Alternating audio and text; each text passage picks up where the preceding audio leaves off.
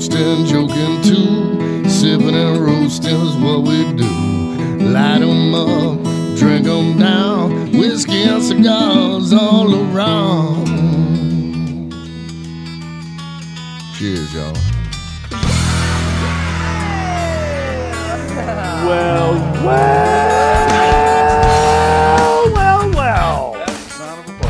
Welcome, ladies and gentlemen, to this fine radio program, podcast, and video extravaganza, known internationally as the world-famous Smokin' and Toastin'. How are you, my friends? We are here for show number 277, and we are at the fine establishment known across the world as the Galveston Island Cigar Lounge. This place is fun. It really is. We're out on the back deck, even though it is a little overcast today.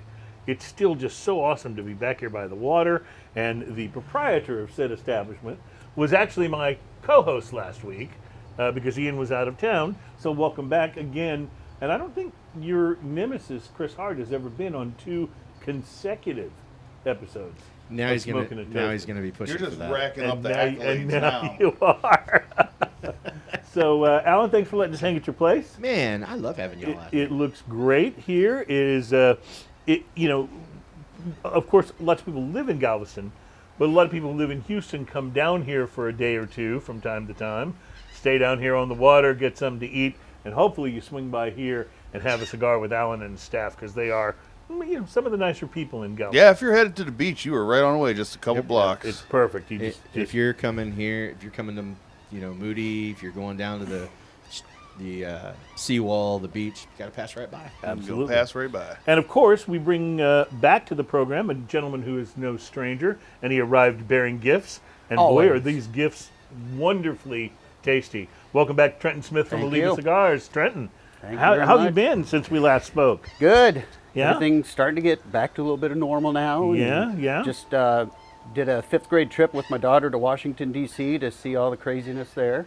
And how was that? Fun. It was a lot better than I thought it would be. Yeah? I mean, a bunch of 5th graders, I was kind of expecting the worst, but that was good. The museums are amazing there. They really are. Really are. It's a beautiful place to go and visit. I lived there for several years, and I will say this until the day I die. It's a wonderful place to go and visit. Wonderful place to visit. Yeah. In fact, that's where Adam and his wife are off to when they leave us. They are moving to D.C. So oh, wow. I'll have lots of excuses to go and visit. It'll be fun. Adam and I can maybe do the show from like some pubs down in the cool artsy district down there. That'll be a blast. So, well, Trenton, welcome back. Now, Trenton has a great history on the program because cool stuff always happens when he's on. For example, one of the coolest things that always happens when he's on is he always hands me one of my absolute favorite cigars in existence. Yeah, and tell me about it. How's it smoking there, buddy? Fantastic. Well, last time it was 135th, so that was a pretty big, right. a pretty hard act to follow. And that's what I was going to mention is the 135th. We had you on, not the last time you were on, but a couple of times ago. And one of the things we wanted to talk about is that, a lot of cigar lines release a new addition to the line, some of them every few months. I think Rocky puts out a cigar a day, if I'm not mistaken. Right. Not knocking them. They're good cigars. The Gurkha has like 3 or 4 new lines every week. Yeah, right? but one of the things I was saying is, Oliva, you guys are very solid and consistent. It's really a big deal when you release something new. And on the show that day, you got the word that you were in fact releasing something new, and it was the 135th anniversary cigar, which you then brought us the next time we saw you. That was so fun. And man, that is a monster. Now, before they even hit the streets. Yes, I know. We felt very privileged. We were able to smoke them and pass along the word to people who watch and listen to the show. When these come to your cigar store, you better grab them because it was a limited release. Now the news is you guys have decided to make it slightly less limited. You're doing more. Tell us about that. It was so popular and we sold so many of them pre-sale that they're gone. So, if you can find them in the shops, good luck. But so we decided to put a very limited supply out. Orders are being taken now. The allocations are being put in. So they're going to ship later this month. and that's a very small supply. And then we will take orders again at the PCA for orders to be released, and that's going to be the big one this year, and that'll be shipping in October or November. So is there any chance this could become a regular addition to your line? Or if not that, something that you would do kind of like the beers do with the seasonal, that it could come back around every so often I sure hope for a so. limited release? I sure hope so. I mean, the success was just phenomenal, and we'll just see how. I mean, it was meant to be a one-time thing, and it was so successful that we're bringing it back this soon. That particular shape, though, is such an engaging shape. Oh, it is, isn't it? Like, it's such a fun shape for that blend. And it's so such a good. conversation starter to talk about the different shapes and sizes of a cigar Right. and how it relates to the flavor of a cigar. Not to mention, Even the seagulls are pretty damned excited They about are. it. I mean, they start going crazy. They were not being this vocal. all of a until sudden we it's like started the talking about birds, your It might have right? something to do with that chum over there. Yeah, maybe so. but that's no way to talk I've about already Alan I've already Denney. blown through 2 boxes of those cigars, and Yeah. they're just. So I have for the one, box itself, I have the presentation, one left in my humidor. the box. When you One open the box, box, One cigar. You got 2 boxes? yeah. Good grief. But I got a portion of one of the boxes. So. So what it ends up being is I split a box with him. Sort of. I gave him as a Christmas present. I think it was the other half of the box, Half of the box, and then yep. and then another buddy of mine saw me smoking one, and I split a box with him. So, Well, well, you still have that box left. Maybe I'll make the smoking and toasting cigar box the guitar out of guitar, that. Yeah, Very- that would be no, kind no, of it's cool. pretty thin. Now, we're here, of I course, work with that. at our absolute favorite cigar shop at the Galveston Island Cigar Lounge. Alan, you gonna be ordering some of these babies? Already done. Okay. So next question is, We're gonna can talk we- after the show. Yeah, can we have a little conversation after the show? They are that good, though, and I'm telling you, if you go into your favorite cigar store and you find them on the shelf, this is not a well. Maybe I'll get one of those next time I come back thing. They won't be there. Yeah, they won't be there. So You know that- grab what you can, you know, whatever you- they'll let you buy. You've watched what's the Tarantino movie? Pulp Fiction? Pulp Fiction. You know, every time he opens up that briefcase, Yeah. that's what it feels like when you open up that box of cigars. By the way, just to give you a little advance foreshadowing, that will not be the only Tarantino reference on the program. Noted. Yeah. Teaser. So yeah, a little teaser. Speaking of things to tease, let's talk about what's coming up on the program today. We got Alan Denney, we got Trenton Smith, and we're going to be doing some sampling from Klaus Brewing Company, one of the newer breweries here in the I greater love Houston Klaus. area. We'll be trying their one hellas of a lager. It's their Munich-Style lager, so be looking forward to that. I have a feeling you've already tried one, but I'm sure you won't mind think having so. some more. All right, but we'll get to that. That'll be exciting.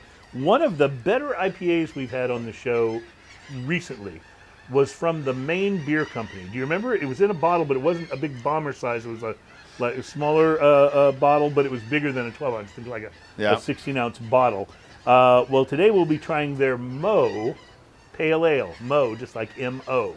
So I suppose it's like Mo Pale Ale. Right. So we're looking forward to that. Those guys always make great beers. And then from Gigantic Brewing Company, their most premium. We've had quite a few from them. Yep. This is their Russian Imperial Stout 2021. We've actually had this on the show before, but it was aged, I believe, in wine barrels. This is aged in bourbon barrels. So we'll be looking forward to seeing what that is like. And it's a nice big bottle. It just says Gigantic. And I like how it says most premium, which just sounds very Russian. Most premium. Most premium. So we'll look forward to that. And then from Jalisco, Mexico, the 818 Tequila Anejo will be what we'll be trying today. Plus, now, I have to tell you, the show that you missed last week when you were out of town, not only did we try some, some whiskey that was pretty good, but Alan brought in some cognac that was out of this world. And you're going to have to bug him to get a taste if he's got. I don't have it here, Oh, you don't have it here. unfortunately. Yeah, No, no, it's- probably fortunately. That's at the house. I know where you live. Yeah, but seriously, it was the Gregarious Grump 30-year cognac, and it was in rarefied air. It was that Did you? good. Speaking of cognac, did you see the April Fools that Doc's put up with No, I didn't. cognac. Cognac. Oh no. Now they're making. They decided they were making cognac out of corn and calling it cognac. That's great. That is a very Docs-ish April Fool's joke, isn't it? At least I think it's an April Fool's. But I do have something here very special for us to try. It's hidden in the kitchen, and when we take our first break, I'll go grab it and bring it out. He always leads with the good stuff. That's the way he does it. That's the way he rolls. The truth. Drinking news coming up on the program, and we're excited to give you your drinking news teaser headline. I had to do the teaser headline without teaser headline music last week because we didn't have you in. Somehow that's just better when you've got the cigar in your mouth. Our drinking news teaser headline for today: no matter how drunk you get, there are some things you should never eat. So we'll look forward to that on the program. Plus, as we said, Oliva's making more of the Series V 135 anniversary. We'll talk about that. We'll also talk about an American brewery and a brewery from Ukraine that are launching an open source collaboration to benefit the humanitarian efforts in Ukraine. And we'll get to a list of the most popular style of craft beer in your city. So it's not necessarily the most popular brand. But what's selling most popular in the cities? style, yeah. That's so interesting. that'll be interesting to see. And then Whistle Pig is doing so. I can't even tell you what it is because it'll just give the whole thing away. But Whistle Pig's doing something crazy, and they're doing it with Big Papi, the former Boston Red Sox baseball player. So, and he has cigars. Yeah, we had one on the show. cigars. We actually talked to who was making that cigar. We actually talked to them on we did a call-in. That's right. early I on. remember that. Now I don't remember who it was. That's Dominican Big Leaguer. yeah, Dominican Big League. Ortez. Yeah. Is that? It was. Maybe that was it. I can't remember what the owner's name is. It was not a bad cigar. Well, now he's getting involved in whiskey, and he's doing it with Whistle Pig, but it's a very different twist than your typical celebrity beverage endorsement type thing. So we'll tell you all about that as the program continues. Ian, missed you last week. It's nice to have you back. Anything to report from your adventures? Oh, well, so my sister got married in Round Rock, Texas, to a nice gentleman. We had the bachelor party at a place downtown in Round Rock that was... Round Rock has a downtown? Yeah, and actually you can tell you're in the Round Rock downtown because you come over this little bridge, and there's a big sign that says downtown. Yes. It's good to know. And then downtown is about 4 blocks long, and then you're out of downtown. But anyway, so yeah, we went to this whiskey. I can't remember the name of the bar off the top of my head, but we went to this bar that had sold cigars, and we got sitting out there chatting, had a great time at that. And then my brother pointed out as we were wrapping it up at about midnight that we have a bottle of whiskey back at the hotel. So me and my brothers went back to the hotel and dragged some chairs right outside the Imagine back of the you hotel and your brothers actually had a bottle of whiskey and told back at the lies for hotel. the next few hours That's until good. we That had works. very little left in that bottle of whiskey. That's how it works. So that right? was a lot of fun. I caught up with a lot of friends, cousins, tons of cousins there, brothers and sisters I hadn't seen in ages, just lots of family. Met a lot of the groom's family. They were a lot of fun. And then for the beer, I went and got the True Anomaly Scout. And I got a keg of the Springbok from St. Arnold. Oh, and nice. Yeah. both kegs floated right towards the end of the reception, so it was like Good. perfect amount of beer. Good. That's good. Whenever you're involved, I still remember your wedding, and I didn't know you very well at that point. My wife had known you for years, and we went to the wedding, and I'd only just recently met you, but I still remember standing there at the reception and saying to my wife, "This is the best beer I've ever had at a wedding." The reception and the wedding were a little hard to separate at my wedding because it was like you come in, you get yourself a beer, and then you're kind of in a wedding. And then you Which- get another beer. And then you get another beer while we're getting married. And then you got another beer as soon as we were done. Well, you guys had beer. we had beer in the wedding, ceremony, yes. yeah. So I thought that was just absolutely I mean, that's how it awesome. should be, right? Isn't that it? was that was the party. Yeah. Yeah. What is So the, yeah, we had fun. what But is we that had- wedding tradition where they step on the glass? It's like, don't step on that. Just pass it around. Mazel tov. Yeah. We had a couple kegs of Goliad, and I had talked to Mark Oh, your buddy Mark was at Goliad Brewing at the time. Was working right? at Goliad for Mark Nichols was working at Goliad at the time. He goes, I got you covered, man, no problem. Because I said I needed some beer for the wedding. So I got you covered. The only caveat is you're gonna have to go get it. So the day before the wedding, me and my brother, he was in town, and my nephew, we drove all out to Goliad, and I got there and I said, hey, I'm pick up this beer. Mark said, just come pick it up. And they roll it out and they stick it in the back of my truck. And I'm like, okay, so we need to square up on this. And they go, no, it's taken care of. Wow. So yeah, I think Goliad sponsored my. Is Mark no longer at Sponsored Goliad? your wedding. No, he was working for a while at. Well, where did he go after Goliad? He was at. I knew him He way went back. to another brewery, and then after that he started doing the deal where he works Yeah, with and now bars he, like now he transmission fits lines. bars with lines and does line okay. cleaning and stuff like that. He's got his own company called I knew Quality him way Draft. back in the day. A friend of mine owned the distributorship Duff Beer, and he went Yeah, to he Goliad was- after that. Yeah, right. So I that That was a while I ago. will say that your friend Mark has been responsible for one of the most interesting and one of the least interesting segments on this program. Best of both worlds. The most interesting was once when he was on and Ian and I were discussing something I don't remember, but he apparently got bored. And so in the background behind us, he just opens and shotguns a beer, just like right behind us. That was the most interesting. And then the least interesting had to be on our 200th episode, or our 100th episode, 100th I'm sorry, episode, in the when he got a fourth conversation hour, with Jeremiah. yeah, him and Jeremiah Butler got into a protracted conversation about delivery lines for beer and For craft cocktails. cocktails. Yeah, craft at cocktails. your establishment. Draft cocktails. And I remember by that time we'd all had enough to drink, so we were all content to sit back and listen to them. But We had enough to drink. There, What does that mean? Poor Alan looks very confused right now. I'm just saying we'd had enough that it seemed interesting at the time. Going back and listening to it when you haven't been drinking for 3 hours. it's a babble fest. Yeah, it's a little tough. But so something people funny even happened speaking. at your sister's wedding. You may have seen it or may not have, but your lovely wife posted a picture of got my hair done or something, and several people went on the post and said, "Oh, gorgeous! You look beautiful," and I put something on there like, "Tiffany, you look stunning," or something like that. And somebody came back and goes, "Alan Denney, one of the guys nobody cares about." on her feed, and that's great.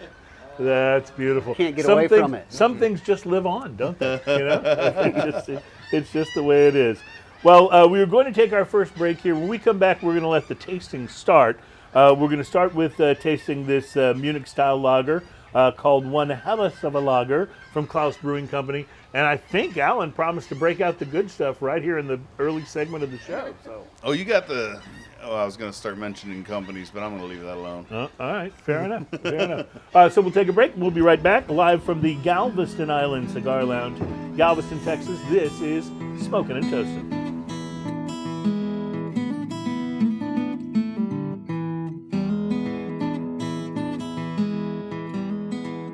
Welcome back. It is Smokin' and Toastin'. We are on show number 277. We're all about craft beer, fine spirits, and hand-rolled cigars. Those are good things. They are good things. So, Whistle Pig has been known to make a fine spirit or two. They've also been known to be quite innovative. And when Dave Pickrell was at Whistle Pig, of course, the innovation was very much in the distilling side. I mean, he truly embodied the phrase master He distiller. was one of the most exuberant people I think we've ever had on this show. He was fantastic. So And- offense, excited. Alan. Yeah.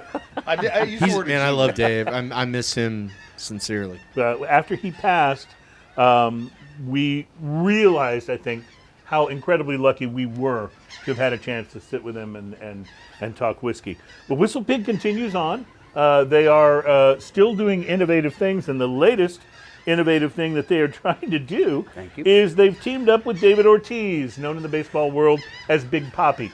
He's, by the way, he's one of the most interesting color commentators. If you ever watch like the World Series or the baseball playoffs, and they've got the the group of four guys that Big come Hurt. in. Oh my God, he is hilarious. He's one of those guys that's going to say whatever he's going to say, and that's a pretty enjoyable thing.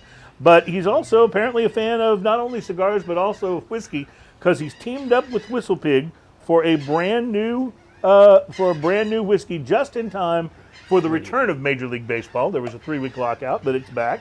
And if you're looking for a spirit to toast to the fact that the season's actually happening, Whistle Pig's new and unique product is something that should intrigue whiskey lovers and baseball fans. We've seen this done before with beer, apparently, although I don't know about it. But Whistle Pig says this new whiskey will be the first of its kind. It is aged on Big Papi's baseball bats. Pine tar or not? If you can believe that, yeah. Say what? Using wood from his signature bats. The resulting Whistle Piggyback Legend Series Big Papi is billed as the first of 3 iterations of a new single barrel Legend Series that's being restored in Hit a the pine partnership tar. with Barstool Sports. The Big Papi I edition. mean, It's 100% rye, aged for 6 years in American oak before being finished for 6 weeks On in ash. barrels that contain Ortiz's toasted DO34 maple wood bats. oh, they're maple bats. Then bottled at 96.56. I thought ash was the predominant wood for bats.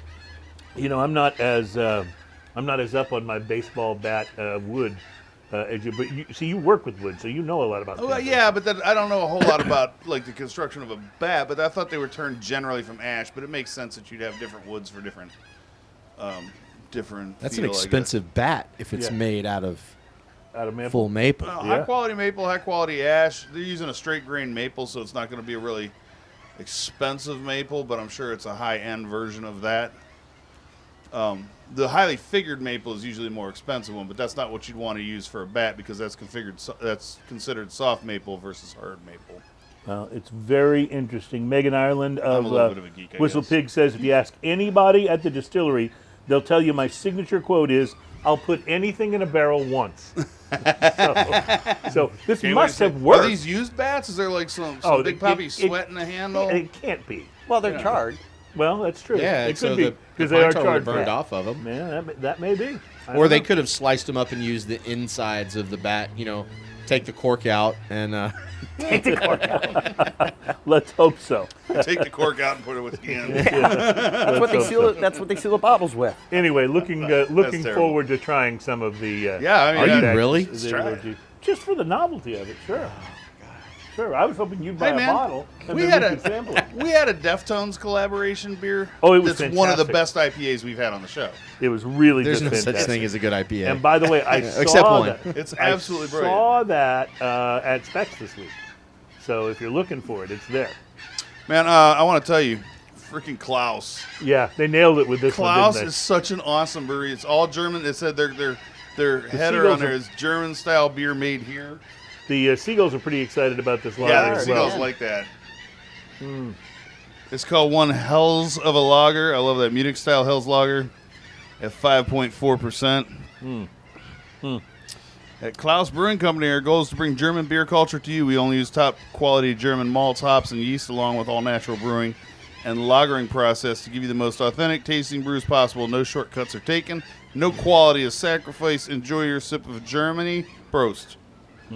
Well, I'll tell you, this is the beer that the brewmasters at Budweiser and Miller and Coors should taste and then just be extremely ashamed of I themselves. want to tell you, this can is so beautifully generically German looking. Yeah, it really is. Isn't it? Like, it's perfect. Yeah, it really, and all of their cans have that kind of design to them as well. They have Yeah. a Hefeweizen and some other beers, but I don't believe they even make an IPA. They're staying very much in the German beer they're the only style. They're the only brewery you walk into that you can't buy an IPA. Was at. ham? I like what was 'em the more. yellow can in like the '80s? Was that Hams? or- Hams, yeah. That's what that reminds me of. Well, it sure is a Like an better old beer than antique. Better Hams. than Hams, yeah. Oh, does it get better than Hams? I mean, Klaus beer, we're better than Hams. But seriously, the guys that make the lager, like Miller Lite, they should taste this and be ashamed. You'd think. You would think. But Yeah. that Budweiser is the most beer of all beers. That's why it's Budweiser. That's why it's Budweisery. but Yeah. I don't know if you can mass produce and get that flavor. I don't know. I don't know if you can. It's a very interesting question. All right, like, listen. is there a drop off at a certain point. Listen, okay, you've got Budweiser, you've got Miller Lite, you've got all those macrobrews out there, right? Right. They're mass producing. They spent so much time and energy figuring out the industry so they could mass produce a beer that is, in some cases, so unoffensive as to not even have flavor. Mm-hmm. If they could figure that out, we could figure out how to mass produce something flavorful. I mean, Twinkies, for God's sakes, have flavor. Yeah, you're right about that. Right? And they will outlast us all. So, no, you're 100% right about that. And we've talked before about that movie that's on Amazon. That's the How do you documentary make the most Budweiser of the contest between Budweiser master brewers around the world, all competing to make the most Budweiser they can make. That's so awkward to me. It really is. It's a fun documentary to watch, though. Although you will yell at the TV. If your wife doesn't like you yelling at the TV, don't watch it when she's around, because you will be yelling at the TV. I mean, that's like, I don't even know what to say. It's like in the music world, let's say, for instance, who can play the most Joe Satriani style lick, including Joe Satriani? Yeah, like we have Joe. When do we need it? When do we need Joe too? Yeah, no, you're 100% right. You're 100% right. You got to have a little bit of originality to you, and just try to make the best. Don't try to make the most something of something. Just try to make the best that you can make. I say that because he's on my mind because he's coming to town soon. Trenton, let me ask you about that. Wait, now I'm hungry for Twinkies. Let me ask you about this, though, when it comes to cigars. My plan is coming together. Is there a limit? Let's not talk about the 135, because obviously that's a special thing. But take a cigar like this wonderful one that we're smoking now, the Serie V Melanio Maduro. There's got to be a limit to how many of those you guys can produce and keep the quality where it is. Is that right? Well, yeah. I mean, it just so depends on the forecasting, the weather, just how good the tobacco crops how are. How good the crops are. I mean, there's so many factors that go into that. It's unlimited as long as you have the tobacco. Mm-hmm. And getting the right tobacco, getting it all fermented, getting it cured, getting it aged, and then, I mean, putting it all together, that's a whole nother thing, because year to year the tastes change. So for something like the 135, that's probably made with a more limited crop of tobacco just to begin with? No. It's the same as the regular V. Totally surprised. That's why it's so incredible to smoke with people that don't really take into consideration different shapes, creating different flavors. Huge right. difference. No, it is. As wonderful as this cigar is, that one has a different flavor to it. But then again, you smoke the Melania, or you smoke the Lancero, and that totally tastes different than a double Toro. Which is one of the things that I'm still most amazed about when I think about cigar blenders, is you put this cigar together and it works and the blend is just magical and it's wonderful. And then there's next year's production, where even if you're using the same leaf grown in the same valley, grown in the same field, the weather conditions, the soil conditions are going to be a little bit different.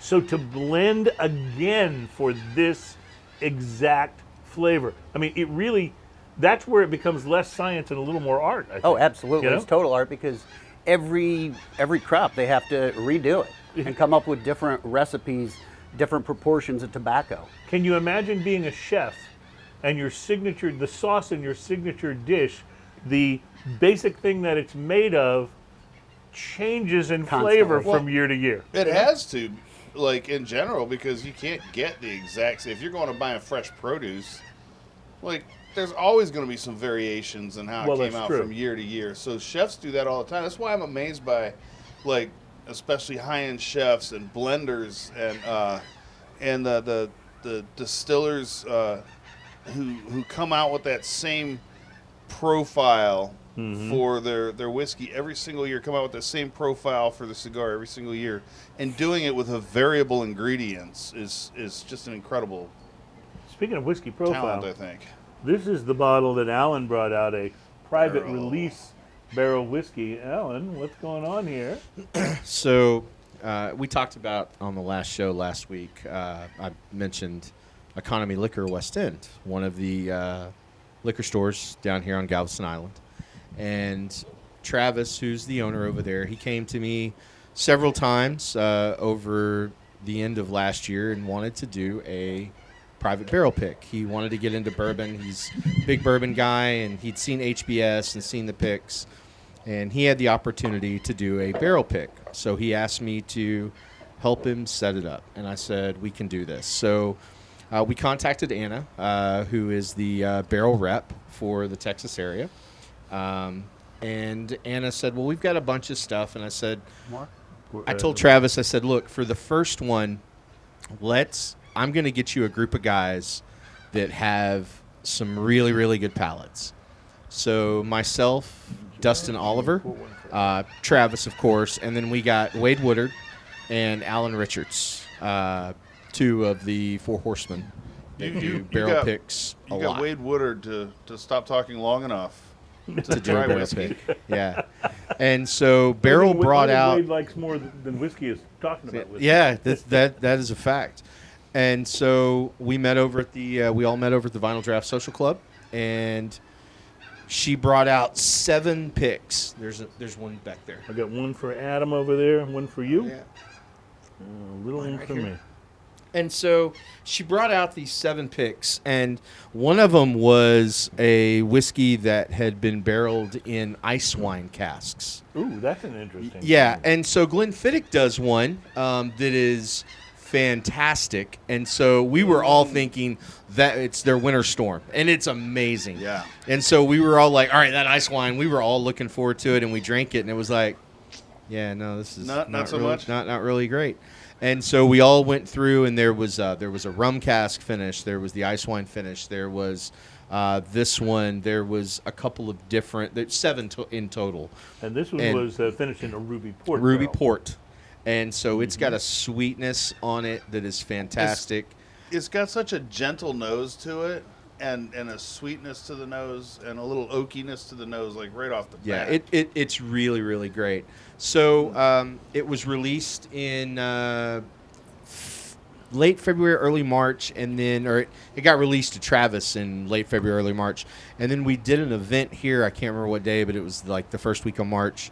We did an event here to release the barrel. And so we had Barrel Bourbon here. Will came in, one of the owners of Barrel Craft Spirits came in, and it was a humongous success. This is I'm going to tell you, salted caramel with a kiss of chocolate on the back end of it. Yes, and a nice little punch at the end too. This definitely packs a little bit of heat. We're talking proof? about. We are talking about 120.22 proof. Wow. It's barrels, Which is so they're always big. 60% alcohol by volume. Yeah. Yeah. So you can feel that, but it does not obscure the really pretty delicate balance of flavors. Sometimes you get something that packs that kind of a punch. It just kind of overrides everything. You know. It doesn't drink super hot as compared to what it is. Very smooth at that proof. Don't say smooth. That's where Wade gets. Yeah, all that's down. that way. No, it is. Wait, am I missing some etiquette here? Yeah, I'll tell you about it Okay, later. I missed that class. I'll tell you about it off camera. Here on Smokin' and Toastin', we've taken to just saying smooth. That's Yeah, our if way you're of going to trying use it, work you have around to it. you have to say it smooth and be a little tongue-in-cheek about it. Smooth jazz. Well, that's what I said. Oh, you did say smooth. Okay, gotcha. But it is absolutely fantastic. It ranks up there. I enjoy it more than Dovetail. Wonderful. And Dovetail is Dovetail's pretty mighty. yeah. And their Seagrass is got number 2 on one of the big whiskey number 2 whiskey of the year on. I can't think of the guy's name, but he does the big whiskey reviews out of San Francisco, and his is the one that everybody wants to be on. Seagrass got number 2, so we had a fantastic time picking that, and there are still some bottles left out of Economy Liquor. So if you want I to was try it, just it's about the only to ask, could people find this at Economy Liquor? yeah West that's End, yeah Galveston. Economy Liquor. So there's 2 economies here in Galveston, one way down on the east side, and then Economy Liquor on the west end. So when you come into Galveston, you come up 61st like you're headed to Seawall. You stop here and have a cigar, Cigar. and then you finish going up to the Seawall and you take a Take it right. There you go. when you hit the liquor store, you should be good. Yeah, and he is doing a lot with whiskey. Now, here's the cool thing about his store. He's totally rebuilding that store 100%. and its whole inventory and everything. Yeah, so changing everything about it. he's done two things out at that store. One, he is getting great wines in there. The previous owner, TJ, had a great wine selection, but he's doing a lot with wine. The building is in an old bank, so the vault is still there, and that's the wine room. He built it into the vault. Nice. It's really the cool. wine vault. But one of the things that I love that he does is, so many people, if they get Blanton's or Old Weller Antique or some of the more allocated bourbons and whiskeys, they either jack the price up or they group them, like you've got to buy this to get this with it. Right. If they aren't jacking the price up, what he does is when he gets it in, he gets 3, 4, 5, 6 bottles of whatever it is. He puts it on Facebook and says, it's here. First come, first serve. First come, first serve. That's great. And so if he gets the allocated stuff, it's there. If you want to go to Eagle Rare, whatever, any of the ones that everybody's charging $100, $150 for on secondary market, he's got it down there at retail, and it's just whoever comes in first. Teaches you to follow him on Facebook, Yep. doesn't it? Yeah, for sure. It really does. Really does. I stopped at a liquor store to pick up some whiskey while I was in Round Rock, and they had a bottle of 1.75 of Weller sitting up there. I was like, oh, how much is that? $70. And then my brother was like, should we get it? I was like, nope, that's way above retail value. cost. Yeah, and the guy's standing there looking at me, and I was like, no, that's way above retail cost. Come on, buddy. Like, I buy that in town around $40 when it's in stock. Yeah. Well, I will say this pairs up very nicely with the Millennium Maduro. Agreed. Yeah. Agreed. It just brings out some very subtle, like sweeter notes. I would in the totally cigar. wear this like cologne if I didn't think I'd go to jail if I got pulled over. Yeah, that's one of the tougher things about whiskey as cologne. You're absolutely right. You're absolutely right.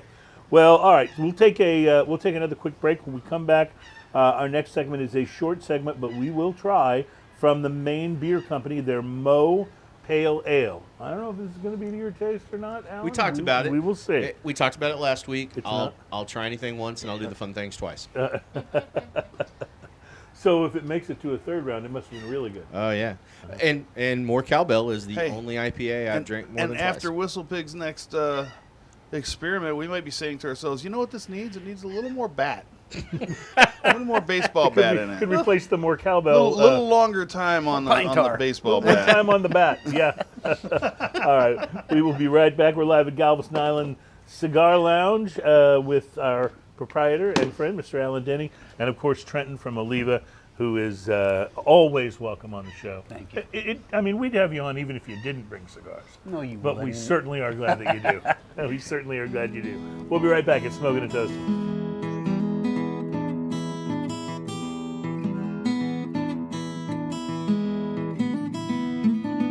And welcome back, ladies and gentlemen. It's Smokin' and Toastin'. We are live from the Galveston Island Cigar Lounge. It's nice to be able. I think the last time we had you on, Trenton, we had you come in the studio, and of course we can't smoke in the studio. I have never been to the studio. Oh well, see, That must have been somebody else. this shows you. This shows you how much we enjoy smoking with Wasn't you. he Because there when we did Briar Shop? I was at the Briar Shop. Yeah. That's Briar what it Shop, was. yeah. Yeah, Briar Briar Shop. Shop. That was a lot of fun. We had intended to get back there and do a pipe show, and it just didn't work out during the colder season. So we'll have to maybe do a pipe show during the summer. I need to put that on my list of things to do so I remember to call them. Yeah, but that was a fun place. We had a great time, and that was actually where you handed us the 135th Much anniversary. anticipated. Yeah, much anticipated. Well, see, look at it this way. We haven't had you in the studio because every time we have you on, it's like, well, we got to go out somewhere so we can smoke with you. So consider it an honor. We'll have Alan on any old time. Hey, I'm here. I am up for a pod crash, baby. But we enjoy being at your place, though. This is, honestly, we talk about this on the show multiple times, but this back deck, to be able to sit back here, just look out at the water, listen to the birds, smoke, it completely enhances the smoking experience, that experience that we talk about your blood pressure going down, your real. body relaxing, your mind letting go of I all mean, the how can you hear those stuff that's seagulls been bothering and you. have high blood pressure? Yeah, exactly. Exactly. That's why I got to move back closer to the ocean. That's kind of listen Some to people them put on every day. the sound that you Oh just yeah, have it'll, out here. it'll raise your blood pressure. Yeah. Some people put that sound on just to relax. That's right. That's right. I like to go to sleep to the sound of the waves. You can get them on YouTube. Well, it's Not fine bad. as long as somebody next door doesn't throw a bucket of chum in the water. True, that is true. And apparently that happened earlier. Either that or they were just really, really excited about that lager from Klaus. So, Ian, you are pouring the Mo Pale Ale. And I know Maine Beer Company doesn't put a lot of stuff on their bottles, but what can you tell us about it? Says, drink this beer fresh within 90 days of stamped born on date. Just after opening our brewery, working long nights, weekends, and still maintaining our day jobs, my brother Daniel, the brewer, had twins. Cheers to his courage and dedication to making better beer. Thank you for drinking our beer. You enable us to continue doing what's right, take care of the earth and creatures that live on it, take care of our staff, and keep making better beer. Apparently, they're all about making better beer. I got to hand it to them. There's That's not a whole lot that's on good here. It's a thing. very simple label. Yep. And all But, of their labels are like that. Just What's Yeah, the kinda born small on date print. since you said within 90 days? Well, just so you And know. I just bought this. This was this made week. on the 7th of December 21st. So we were So we're ever so slightly outside, but I think we're probably fine. Well, yes, I can tell you we're totally fine. so I Having know taken the this. first I know sip. this cruise was nosing it very well. Got a little How orange. much grapefruit did you get off the nose? That's was thinking all orange. I got. Not as much as I got on the first sip. I'll tell you that. It is grapefruit and orange, almost like a marmalade. I Yeah. can drink. I like this. Yeah, marmalade's You a, like this? Yeah. Yeah. I Marmalade's found a good way to second put it. IPA that So I this like. is historic. Alan Denney is not an IPA guy. Curious George would love this beer. Even much more so than you. And this is his second IPA that he will tell you that he actually likes. Yeah, this is really good. Yeah. Well, the Maine Beer Company, these guys are not fooling around. I mean, they are definitely one of the craftier craft beer companies that we've tried. You know, there are those who I think of companies like, let's say, St. Arnold. They make great beer, but what their sort of design and goal is to make like great beer for everybody. In other words, anybody can find something they like in their lineup and step up from macro beer to the delicious brews that St. Arnold makes. They are like a more populist kind of craft beer. Well, and the beer that they made that was more experimental was a definite series like the Divine Reserve series or Right. the Bishop's Barrel series. And those were amazing. And the seasonals. And a company though like the Maine Beer Company, they're really just purists, you know.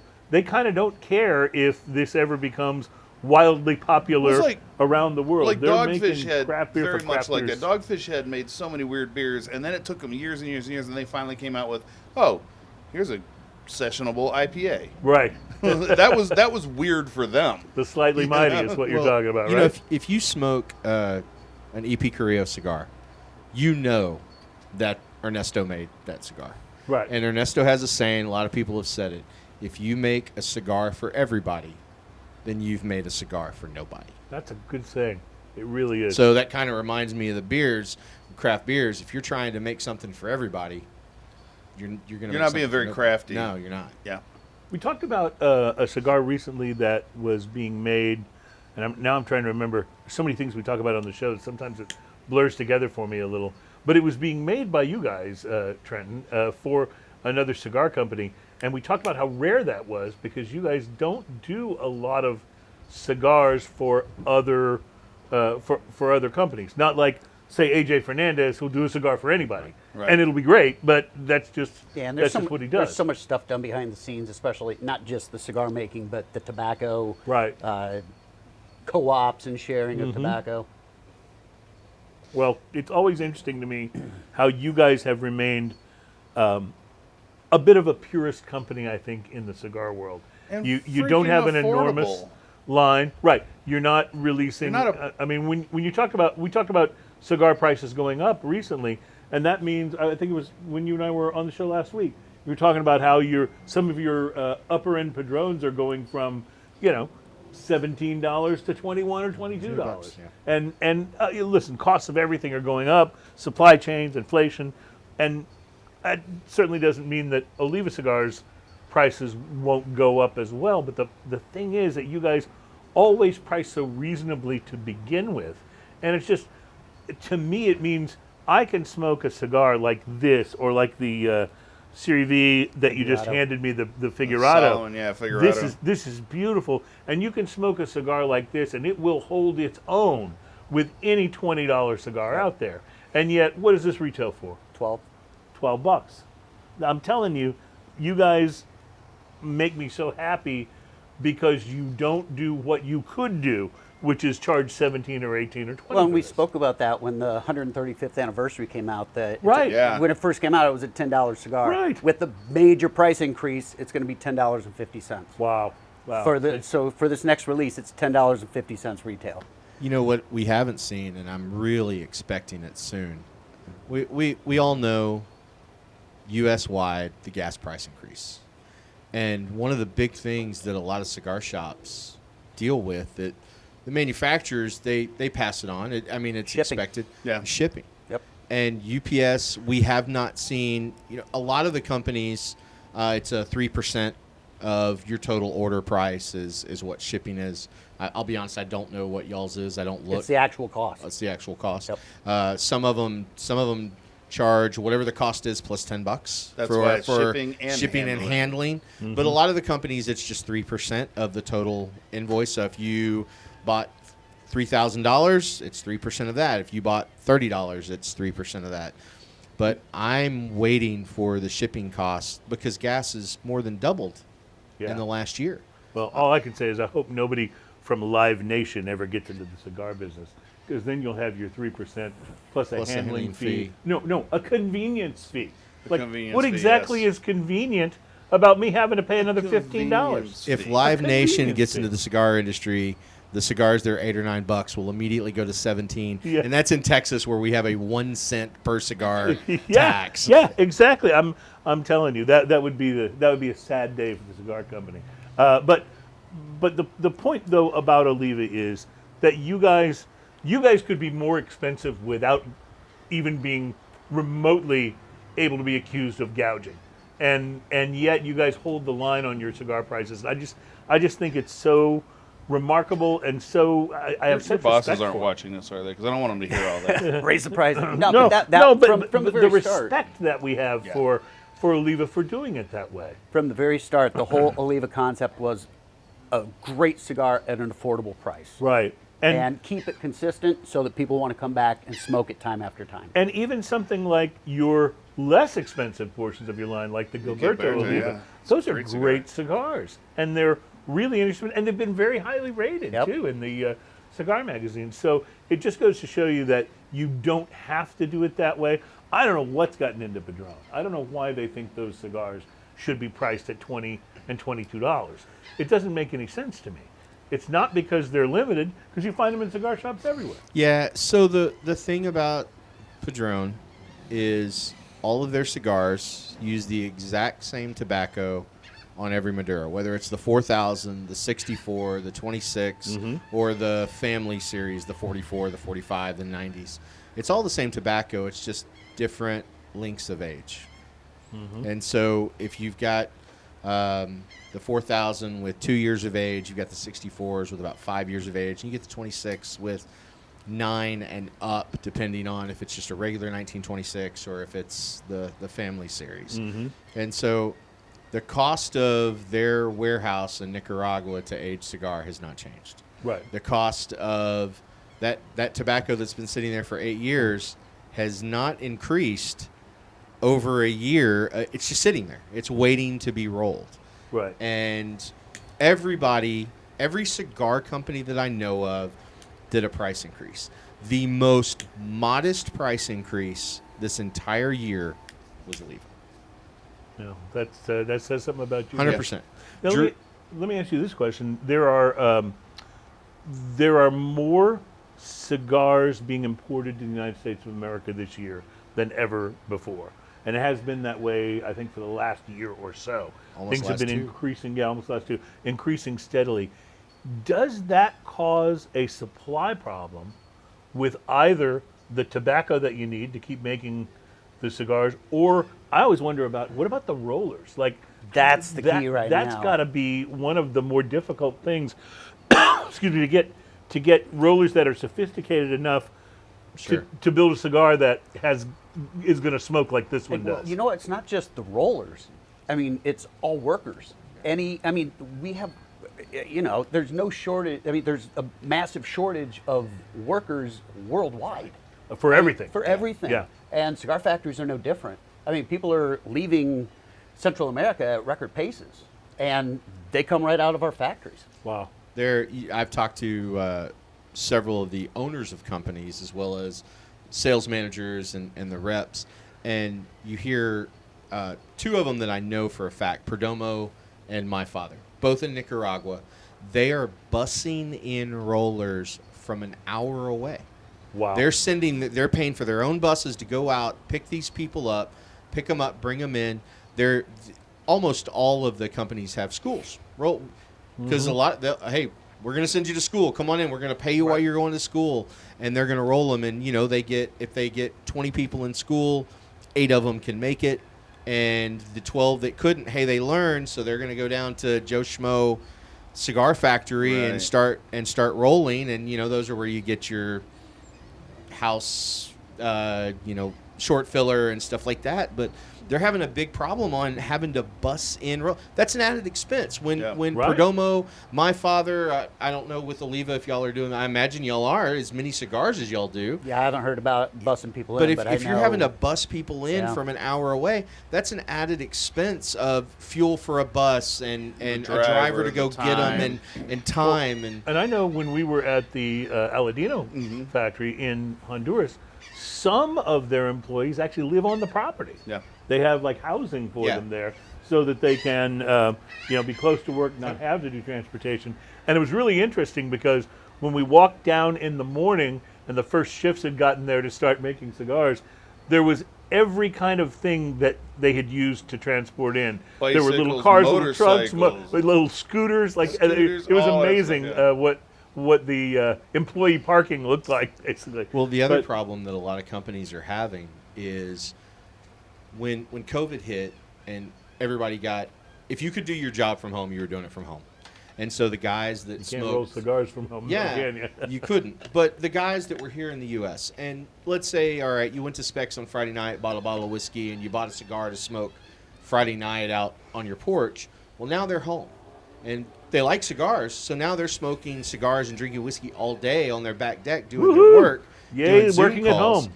So that's what sent cigar sales through the roof. Yeah. Do you think they'll slow down now that people are going back to the office? No, it's a lot of those people companies have realized if we can have workers work from home. If they get production from people at home, why pay the overhead? Yeah, so one of my members, James, y'all have all met him. He works from here every day. From your store? From the store. Comes in, every gets day. a cigar, lights it up, he and used to works. travel. He was gone 5 days out of the week, and now he's home. He can do his job from here. But the problem that I'm hearing from a lot of people is the tobacco. They're running out of because they forecast how many of these cigars we're going to sell. Yeah. And so But now we're above the forecast. yeah, so using round numbers, let's say they expected to sell 100,000 cigars of this particular blend and size, and now this year they need 110,000. Well, maybe the tobacco's aging 4 years, and they're like, we don't have it at 4 years yet, but we've got this stuff that's 3 years, 8 months. All right, it's only a few months short. Let's pull it. Let's roll it. But then you're going to, when the next year That's a comes slippery around, slope. Yes. Yeah. Well, you don't have all then that you have a tobacco. shortage. This is what happened during the boom, which is why towards the end of that cycle, there were so many really inferior cigars out there. Well, there were so many companies that just did everything they could to try and keep up with it, and the quality control slipped hard. Absolutely. including Absolutely. premature tobacco. Yeah, Yeah. absolutely. That I will say, through all of this, we have a hard time getting cigars. You walk in my humidor, and I bet there's, I don't know exactly how many facings I have, but I bet at least 25 boxes that are closed. Now, some of those is because I got to order them, and we have to, what sold, what we just came out of the winter months for every cigar company or for every shop, that's a little bit rougher time as the winter months. Not many people can sit outside and go to the beach. Sure, that's cranking back up. There's a lot of cigar companies that cannot ship You can't what fill you're Well, ordering. this is not one of those massively owned companies that has a warehouse where they could ship them from another store or anything like that. This is real deal mom and pops. Yeah, exactly. We're out of that, but it's like going to Best Buy. Oh yeah, I'm sorry, we're out of that. But let me see. Beep beep beep. Yeah, there's one in the other store about. It's only an hour and a half away. You can drive to that one. Well, in Houston, that's like 3 miles. Yeah. It is true. I think though that the most important thing is, and I'm glad that you guys do this way. I just get the feeling that, like with the 135, you could have sold 5-10 times as many of those as you release, and it's great that you're doing more. But it's not like you're just cranking it up, putting them out there with that band on it, and allowing the quality of the cigar to be any different than it was in the first batch. Yeah, basically we're just putting enough out to wet the whistles if people wanted them, because people are out. Right. And people are like, wait, I wanted more. Well, Yeah, well, I mean, the thing about that 135 and the Salamone that I haven't lit mine up, I'm fixing to, but not every roller can roll that 135. Yeah. Not every That's roller a- can roll this Salamone. That's a good point. You have to. A Toro is special where shit. they all start. A 5x50 or a 6x50, that's where all the rollers start. But you get special sizes. Like I guess that 135 a torpedo of some type. I don't even know what so. you. Yeah, but you get the Salamones and you get Lanceros. Those are very difficult sizes to roll to Yes, be able they to are. smoke correctly. Yes, they And are. so I would venture. I know in the EP Carrillo factory to roll a Lancero, because they don't do any for them, but they do some for Crown Heads. There's one Bunchero, one roller Yeah. that can roll That can a do that Lancero. one, yeah. That's it. That's yeah. about- that's so it. And when you get these Lanceros special- are real particular too, because Yes. if you roll it even slightly wrong, you got one that's either going to run right down the side or won't smoke there's at all. no room for error. in because that. it's too Yeah. plugged. Yeah, they're Absolutely. very, very. So if you've got Tricky. 100 rollers, maybe you've got 2 Buncheros and 2 rollers that can actually roll that cigar the way it should Very be. interesting. Very interesting. I will mention one more thing about this Mo Pale Ale. It did not go to war with my cigar. And that's always, as a person who loves IPAs and pale ales, that's always my only real drawback, is that so many of them do not pair well with a smoke of any kind. They just have too much of the hop bitter to really mesh with the cigar. In this case, the citrus really kind of counteracts that, which is probably why you liked this, because the citrus kind of overtakes the hop bitter. It's still got a little bitter to it, but it's not as bitter as So some. I wonder what it would have been like for Alan if you hadn't just had that 120. You know, this is something You mean I this have 120 proof that I'm about never to finish? That once- 120 proof. There's no telling how many times I've been on this show now. I would venture it somewhere in the mid to high 20s. We have 277 episodes, so probably about 200 of them. Yeah. This is the first IPA on this show I would have said, can I get another pour? of Can that?" I go ahead and tell you? It doesn't say IPA; it just says pale. Yeah, ale. it's just a pale ale, but it's, But it is very. I would There's guess it still from the some- nose it's and everything. I would guess fantastic. it. if I you am had said it was so- an IPA, I would have believed you. You know, and Right. that's the thing with pale ales, is like, I understand that there's a difference. And there can in the be a process, very thin gray but it line. can be a very, very, very thin line. Well, I'll pass that back to you, and we will take a break. When we come back, Short it's segment. tequila. Yeah, this is a short segment on Smoking and Toasting. When we come back, it's tequila time. We're going to be tasting the 818 Tequila Anejo. We'll be right back. Tequila time. Smoking and Toasting.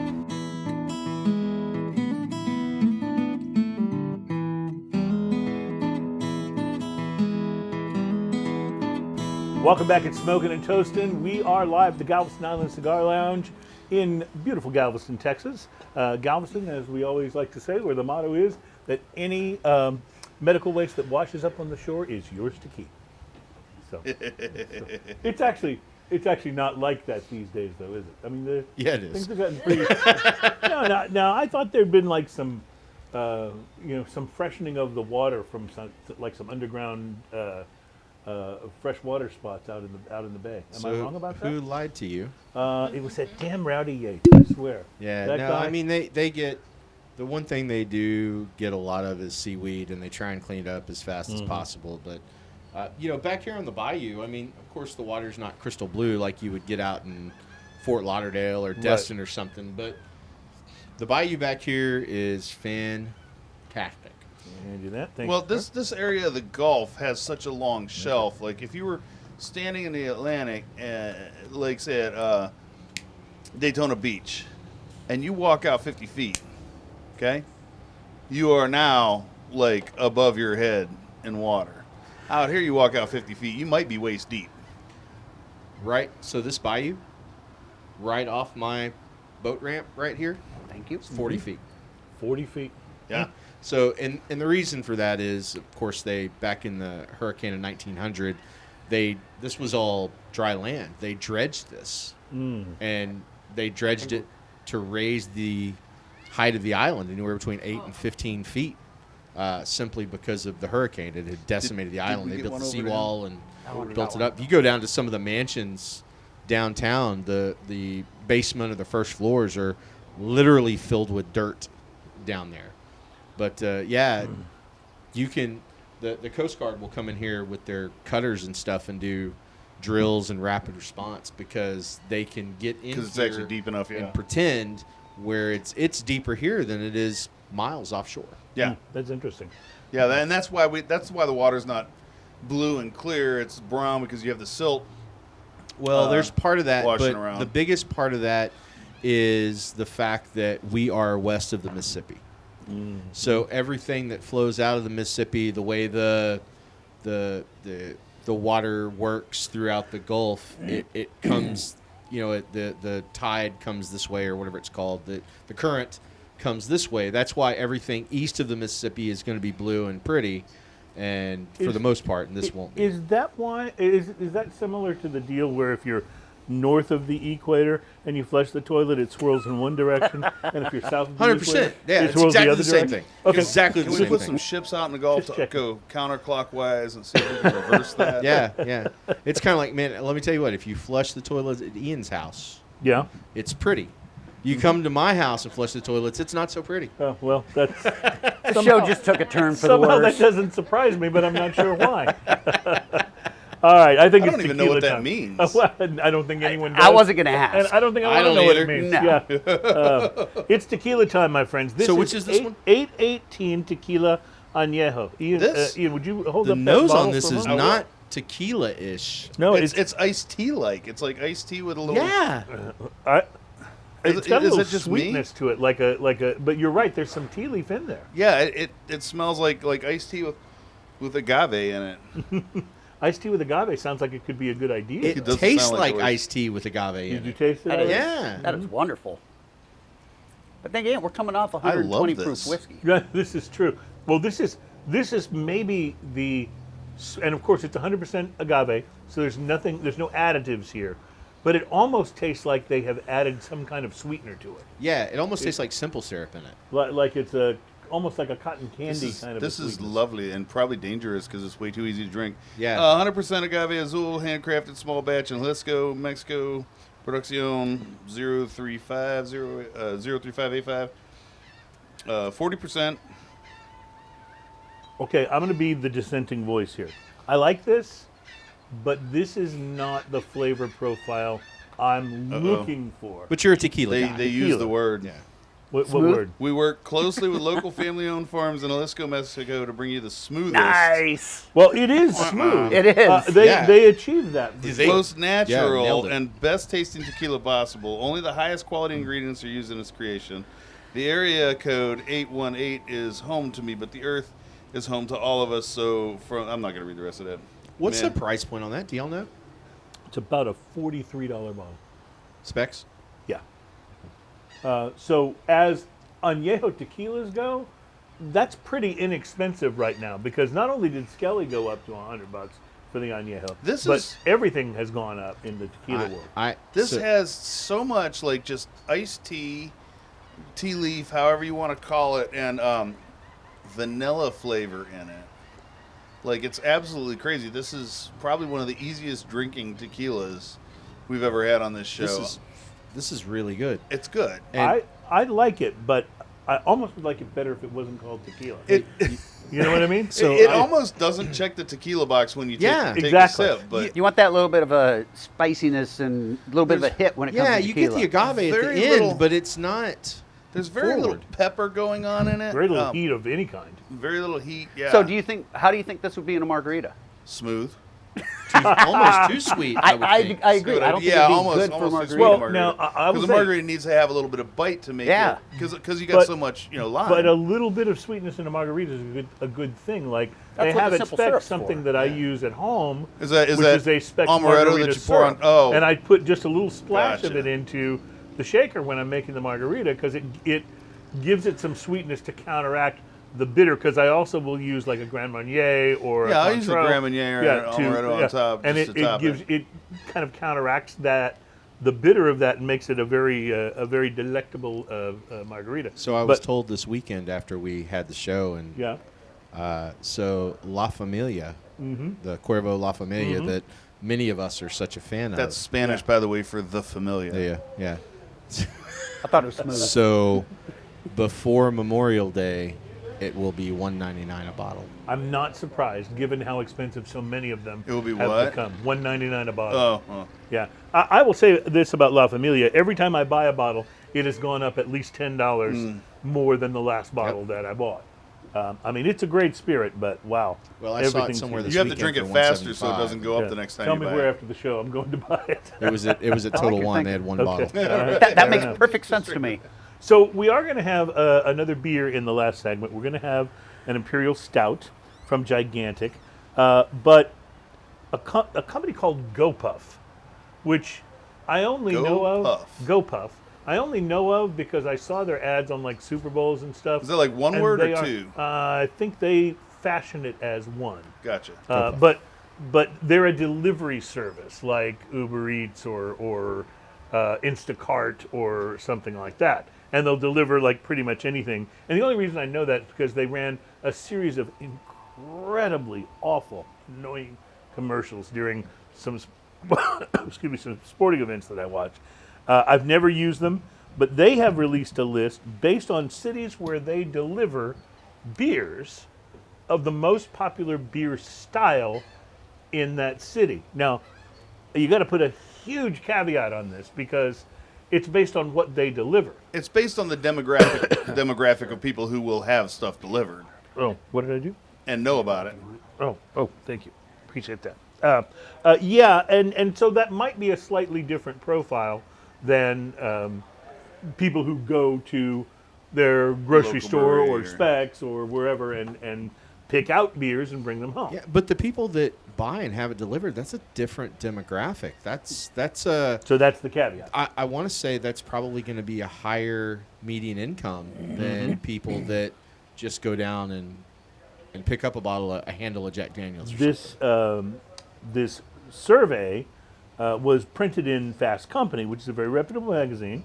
But I thought you might find it interesting. Since we are in the Houston, Galveston area, I will start there.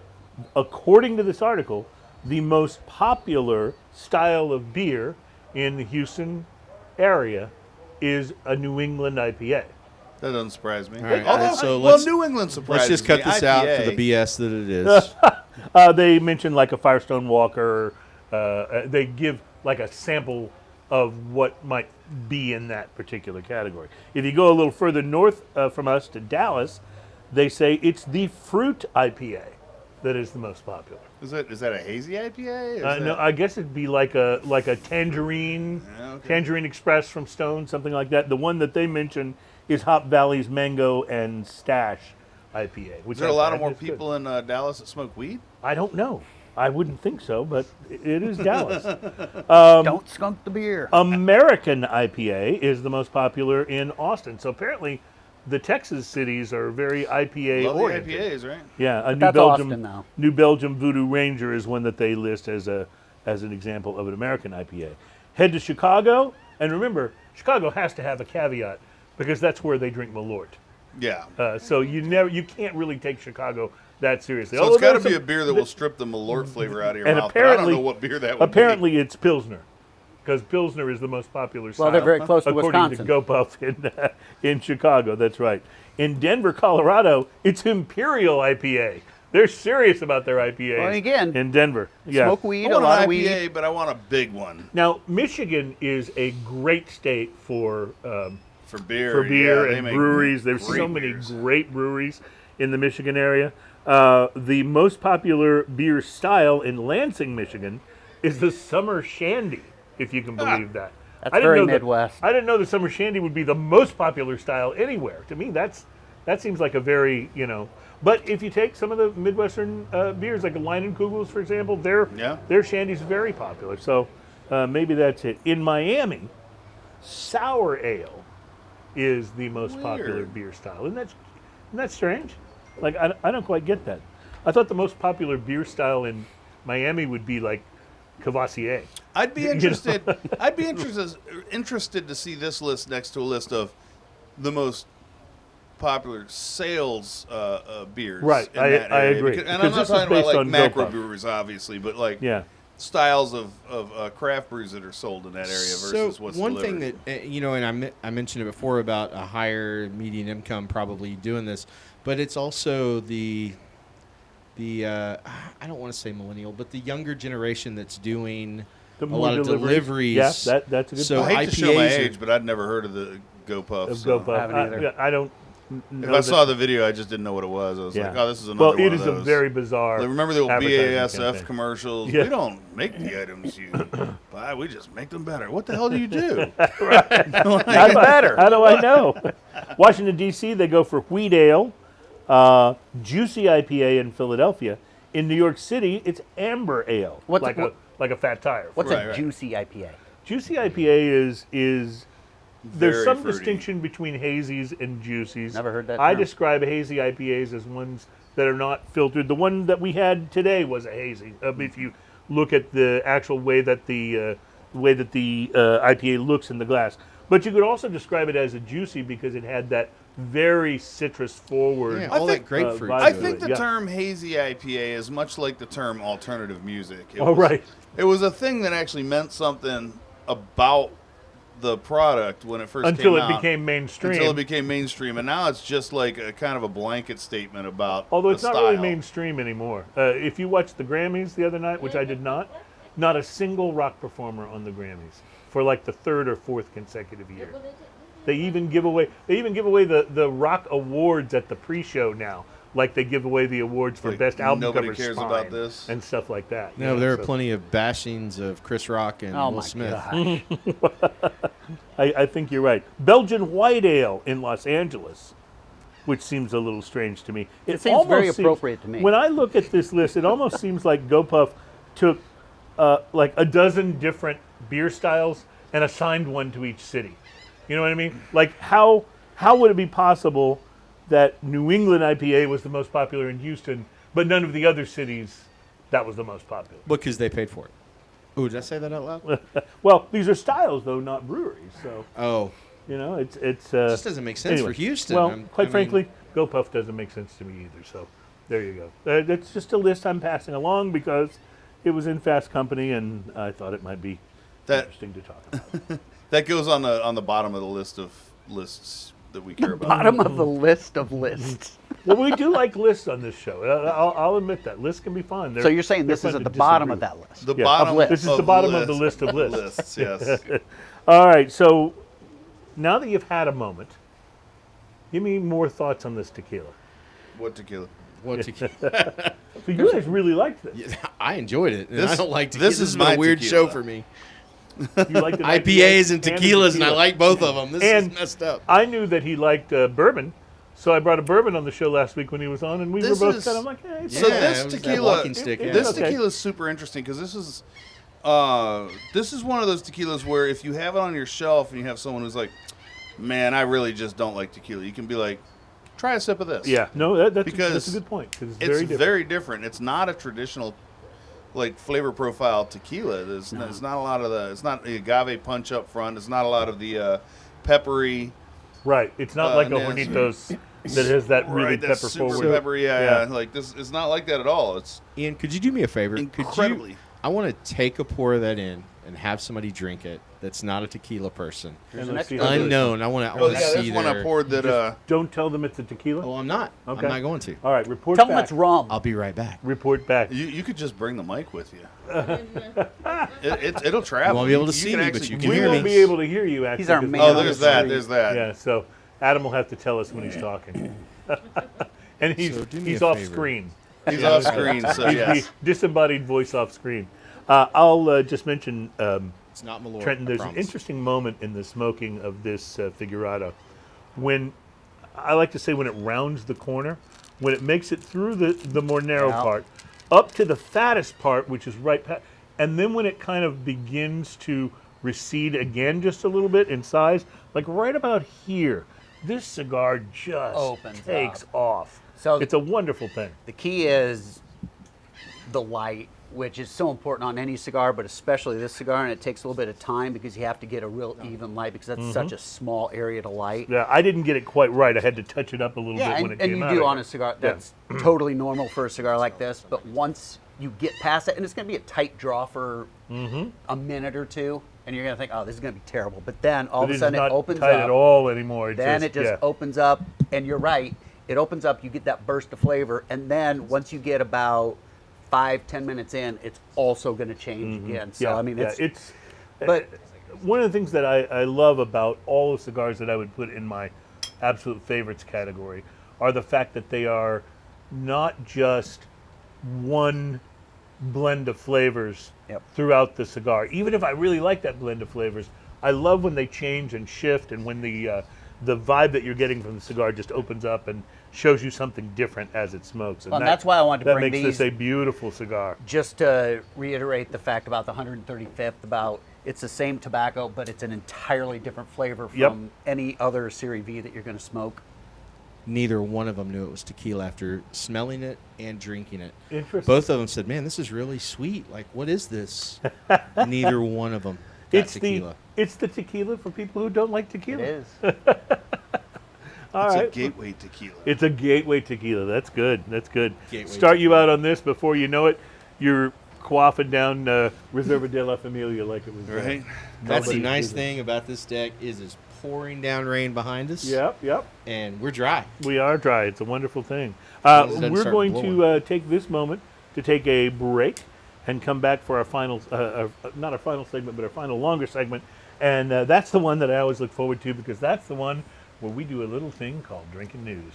And we Isn't will that be- where Ian does alternative music before I believe the, he does alternative music as Ian, with you out last week, by the way, we had to use the Chris Morris version It's- of the Drinking News theme It's song. alternative contemporary ukulele. I like that.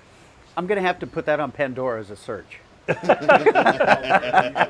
it pulls up Tiny Tim, then Pandora is bogus. Are we on break here? We are about to be. It's Smokin' and Toastin'.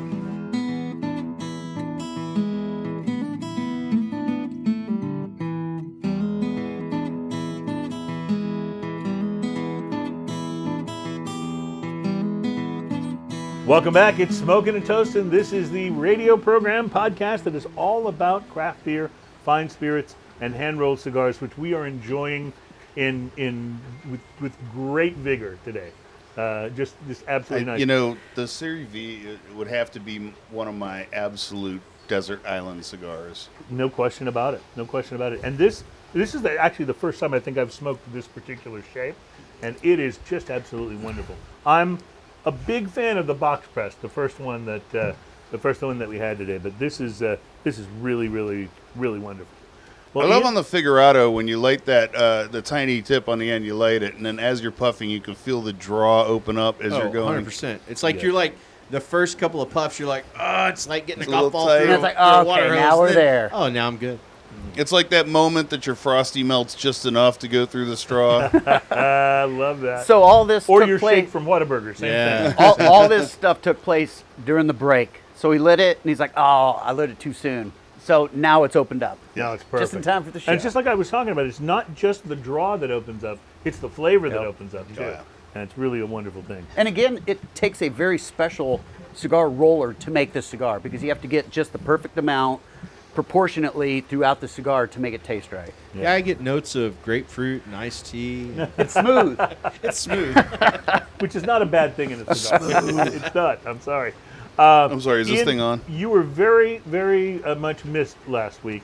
In fact, Alan said he had so much more fun doing the show with you than he did doing it with me. So That's not at all what I said. You were missed from from every angle. You know, I've But always said that you were really holding me back and stifling my talent on this show. that's what I've been trying to do from the very beginning, I know. and I think I've been very successful. So next week Keeping on the man Smokin' down. and Toastin', Cruz will be in a straight jacket with a muzzle, and Ian will be running the show. Yes, but I will be smoking a cigar in that straitjacket with a muzzle. You're gonna have to talk around that cigar. The only thing that will keep me sane if I'm in a straitjacket. I'm too claustrophobic for that. However, you're back, so why don't you pick up that ukulele and let's do us some drinking news. Will you do the honors of saying? It was covered with a cloth because of the rain. Yeah. All right, here we go. I feel like that Pink Floyd show they did at the race stadium where they were all rained on. It's very similar to that now that I think about it. Drinking news, drinking news. Now it's time for drinking news, drinking news, drinking news. Now it's time for drinking news. A Florida man with one arm said he had a gator for a pet. And asked about his absent arm, he said, I had to take my gator to the vet. drinking news, drinking news. Now it's time for drinking news. Cheers, y'all. Nicely done, Mr. Alan Denney, on the ones and twos, ladies and gentlemen. Nice. I've seen this show a time or two. Call us traditionalists, if you will. But here at Drinking News, we are of the opinion, I just patted my mic, sorry about that. We are of the opinion that some animals make better pets than others. There's a reason that dogs and cats are the most popular domesticated animals, followed by birds and fish, although those can be difficult, if not impossible, to pet. We all, though, have that one friend who has or had a snake, and they always wanted you to handle it. And now, I'm not afraid of snakes per se, I just don't need to have one wrapped around my body. And in fact, there's only one real good time to have that happen, and it is the dance scene in the Tarantino movie From Dusk Till Dawn, where Salma Hayek comes out on stage dancing with the huge python swirled around her, and it's absolutely awesome. That, my friends, is a moment of cinematic history, and no one can take that away from us, nor should they. But snakes aren't really all that friendly, and neither are ferrets, by the way, who bounce around your house making that little squeaky noise and then burrow into the walls of your apartment, causing you to most certainly lose your deposit, and have the amazing ability to crap their body weight every 3 or 4 hours, and not always in the litter box. There's nothing quite like opening your underwear drawer to find that Mr. Wheeze has left you a nice little gift on top of your boxer shorts. We all know, of course, that wild tigers should not be kept as pets or in captivity, and we learned this from watching The Tiger King on Netflix. There is actually some debate about whether they should even be kept in zoos, especially the ones without a more natural kind of habitat. And while we may not agree on the finer points of zoos and animals and pens and cages, there is one thing that every single person who watched that show can absolutely agree on, and that's that Carol Baskin most definitely killed her husband. Now, while I've never really understood the fascination with pot-bellied pigs as pets, they are very popular too. You know, if I wanted something wandering around my house making grunting noises all the time, I'd still be married to my ex-wife. But pigs are pretty popular as pets, and that brings us to today's drinking news story, the story of Frances Bacon. Frances Bacon is a very naughty pig. Last March, she was banned from the Conquering Hero pub in the West Norwood neighborhood of London for stealing pints of beer and headbutting patrons. The Vietnamese micropigs owners, the landlords Vicky and Ian Taylor Ross, noticed that the pig was finishing off the dregs of customers' glasses, headbutting patrons under the tables, and raiding the pub's bar snack stock. On one occasion, Bacon scarfed down a bag of dry roasted nuts and, a little disturbingly, a supply of pork rinds, which he has a particular liking for. The Vietnamese potbelly, quote, doesn't have a clue that pork skins are her relatives, end quote, says Mrs. Taylor Ross, who described the pig as just like a dog, only craftier, and, quote, a lovable menace. Customers have been known to give the 4-year-old pig a sip of their beer, most likely after she'd headbutted them, or worse, under the table. Ms. Taylor Ross added, we had to put locks on the storage just to stop her from coming in and stealing crisp and chicharrones. She has an incredible sense of smell. She eats a special dry feed for micropigs and eats all our vegetable peelings. As long as she's not eating her relatives, she says, it's okay. Francis Bacon may or may not have a favorite kind of beer. We have not been able to corroborate a report that she seems to turn her snout up at Bud Light and anything else from the macro brewers. That said, she's a pig. Our best guess is that she likes something a little more substantial, like a perfectly drawn Guinness or a nice Imperial Stout. At any rate, no one needs to be giving a pig a beer with 12% ABV and then watching her stumble around the pub looking for pork rinds. If only we knew what her pot-bellied grunt language actually meant, right? We can only wonder if she's ever stuck her snout in a bag of snacks and grunted out, "Uncle Porky, is that you?" Reporting from the Conquering Hero pub in London, my name is Cruz, and that is your... Drinking news, drinking news. Now it's time for drinking news, drinking news, drinking news. Now it's time for drinking news. I mean, Thanks, y'all. my thought is, wouldn't it just be so much more humane to switch to pretzels?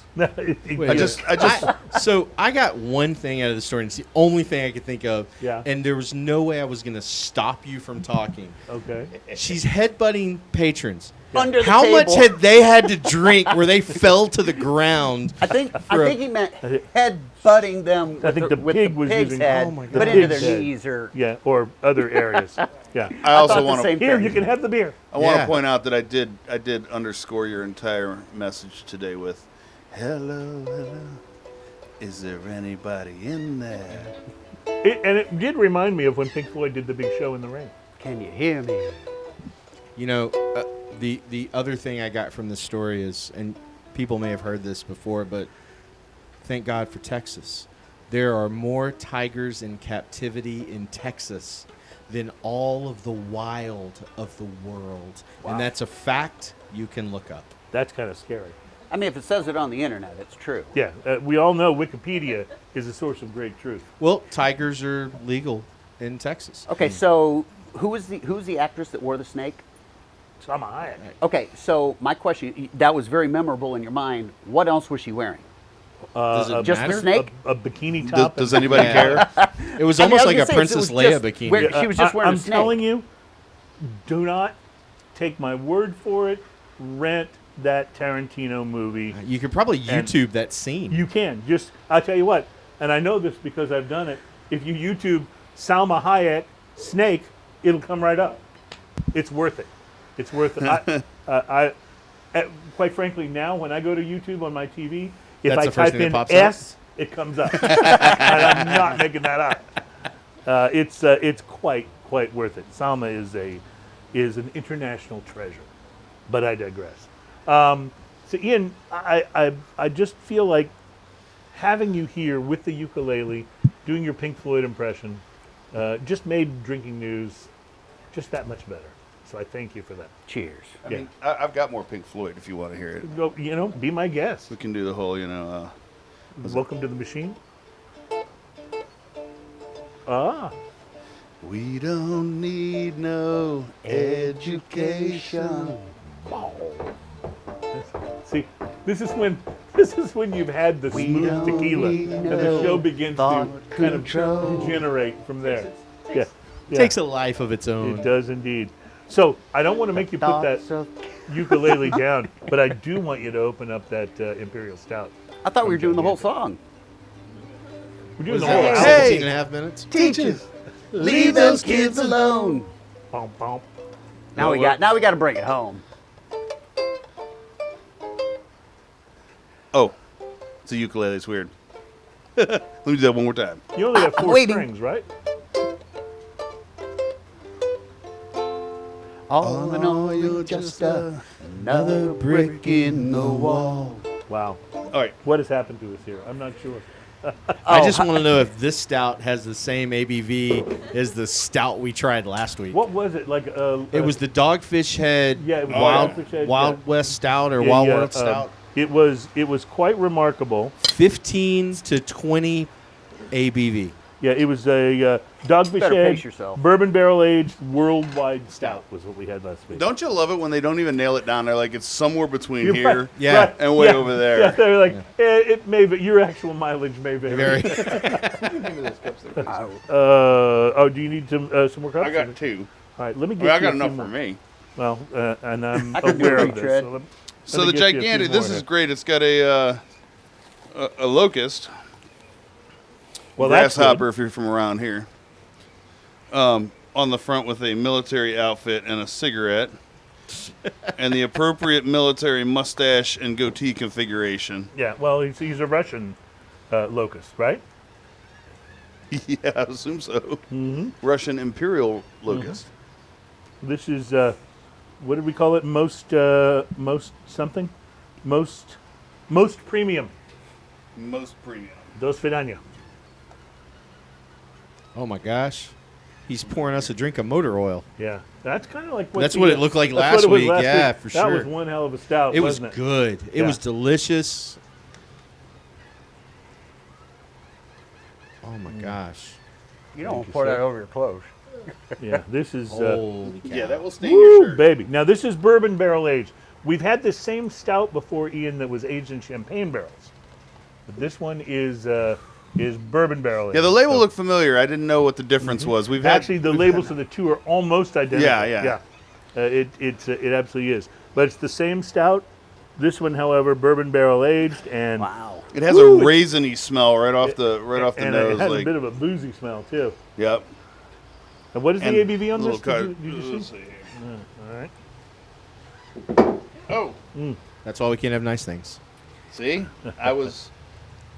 I took your place on that one. This is before you even See, sampled it. ABV 12%. Okay, 12. At least it doesn't say somewhere between 10 and 15. It says We had to go most look that premium up. Russian That's what's Imperial Stout, bourbon barrel aged, blacker than the uncaring hearts of the czars of Russia, richer than their estates, more decadent than their palaces, and larger than their empire. This bourbon barrel aged Imperial Stout is truly the most premium. It's good. Well, you've got that raisiny. That was for my dead homies. You've got that raisiny taste. Yes. Definitely kind of one of the dominant notes of this, don't you think? Absolute love it. Almost no carbonation whatsoever. Chocolatey it is. finish. And it's got some viscosity to it as well. A little bit of coffee. So do you think Yeah. the pure way to drink this would be room temp? No, I think it's actually probably at about the right temperature here. This is probably at about 55-ish degrees. You might see the flavors shift a little bit, though, if it were a little bit warmer. It's the one problem I have with certain restaurants that I go to where they advertise, "Oh, our beer's at 32 degrees." I don't want my stout at 32 degrees, but thanks. But I'll No. tell you, there are other beers that you do want at that. There are some beers that should be consumed as cold as you can get. Yeah, them. but that's so you don't taste them. No, that's not the case, sir. Beer is a wonderful thing cold. Now, there are certain ones, I admit, that are better if they warm up. But I don't buy into this room temperature is the best. If you for had this, IPAs if or you for- had this at that super cold temperature, it would just taste like coffee with a Yeah. little bit of bitter chocolate on the back end. But that lager that we had when we in the first segment of the show, that is best ice cold. I'm telling you, it would not be nearly as enjoyable at warm as it was ice cold. It needs that for the crispness. This is just me. I like cold beer. I also like beer in bottles. See, and you always have frosty mugs. I'm not a frosty mug Love me person. some frosty mugs. Not a frosty The mug beer person. stays cold longer. I get it. I guess sometimes you get a chunk of ice in your beer from it. So what about when you go that's to a a good what about when you go to a sporting event? You get the cans because they stay colder. No, the cans don't stay colder, but they won't let you get the bottles at the sporting event because No. they're afraid you'll That's like throw one them of the onto things. field. The cans stay colder. That's what they say. That's I call Yeah. bullshit. I do too, Yeah, but that's what they say.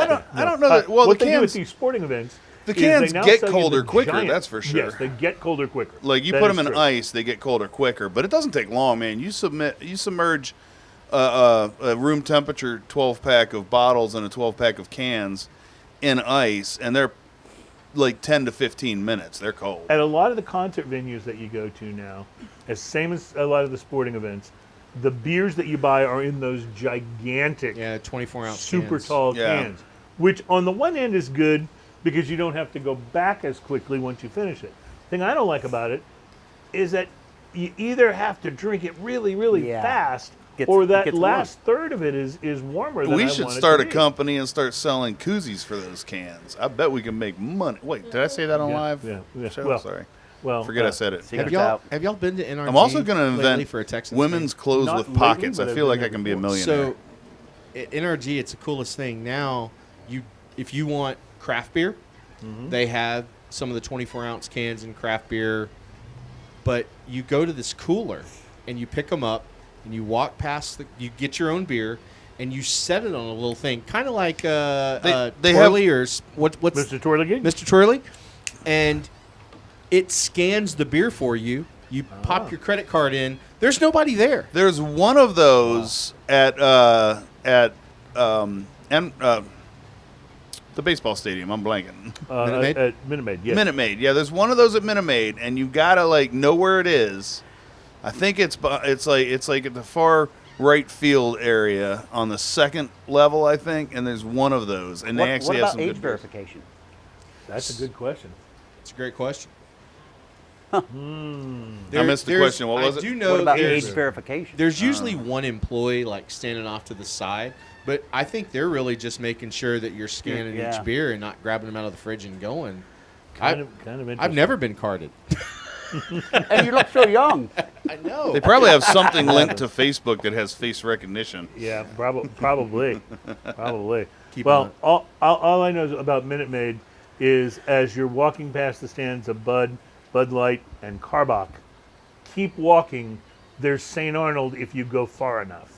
Because they have So, a whole St. Arnold area. Weird bit of And beer you can get news. Real craft. My wife and I have been trying some of those low-calorie beers, and Karbach has one that's actually a low-cal, and it's pretty nice to drink. Is it the new Love Street Light that Yes. I saw? And I it's like pretty Love nice, Street. yeah. Is the light worth drinking? Yeah, it's actually like if you're going for a low-cal beer, it's nice. I don't like to put money in AB InBev's pockets, but at the same time, that's a pretty nice beer. I have to agree. Speaking of Love Street, by the way, their music festival is back, and it's coming up on the 16th. Love Street Music Fest at the Karbach Brewery, and they got some pretty interesting bands there. Living Colour's going to be there. Living Color, Yeah, which is kind of cool. like I've with seen them live; they're fantastic. like with Corey Glover Yeah. and Yeah. Muzz Skillings Yeah, and touring. Oh, with man. the band is back together, as they say. I love Living Yeah, Color. yeah, man. no, Great they're- band. they're That great live. Stain album is so good. They released a new album about a year ago, as a matter of fact. I need to still check it out. I recording, haven't listened to it. Still doing their thing. So, I just wanted to mention, by the way, that the day the show goes live, we're actually recording this one in advance, but the day the show goes live on Thursday is actually National Beer Day. So I'm glad that we celebrated with. We need more beers. Some pretty good beers here. We're gonna- and yeah, we're gonna Alan need some more brought beer. us show beers, and we usually don't talk that much about the show beers because they're just for us to enjoy to get the palate moving. But Alan brought us you talked about this on the show last Yeah, I week, did. didn't you? The Canadian EHF A- Imperial it's Cream Canadian Ale. AF. Gotcha. Thank you for correcting me. It's an Imperial Cream Ale with maple, vanilla, and coffee. And the one word I have to say is yes, it is all of those things, and it's quite delicious. So It's a intrusive show beer, however, though, because Yes, it's it got is. lots of flavor. yeah, right. Usually the show beers we go for something, kind of like palate cleanse almost. If you want me to go in, I could have gotten you one of the Dos Equis Michelada seltzers, if that's what you wanted, Cruz. Is there really a Michelada? I'm making that up. Boy, that just sounds so That sounds egregious. horrific. Yes, It really does. nicely done. That it sounds. really does. But yeah, it sounds like something they would do. It does. It really did. What was the beer that we had not too long ago on the show that was was it a Michelada or was it something? It was really awful. Whatever it was. Was it a Soul? Oh, that soul Oh. was terrible. Oh, it was really bad. One of the worst was beers we bad. had. I mean- it wasn't as bad as the all-time. It was almost as bad Worst as beer. when Chris keeps trying to give us that Montucky cold snack. That is pretty bad, and I don't know why he likes And he's that. like, I like this. It's terrible. He has such good taste about most. He gave it to us beverages. blind, and I was like, this is terrible. But neither of them topped the worst beer we've ever had on the show.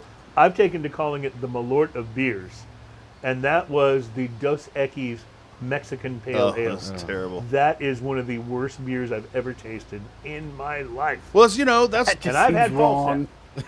A Mexican pale ale? Yeah. Oh, That's it why- was- it's a peppered pale ale, and it's just dreadful. oh yeah, it's egregious, if you will. This coming from the man that malorts people. Yeah, I'd rather have That Malort. shit's funny.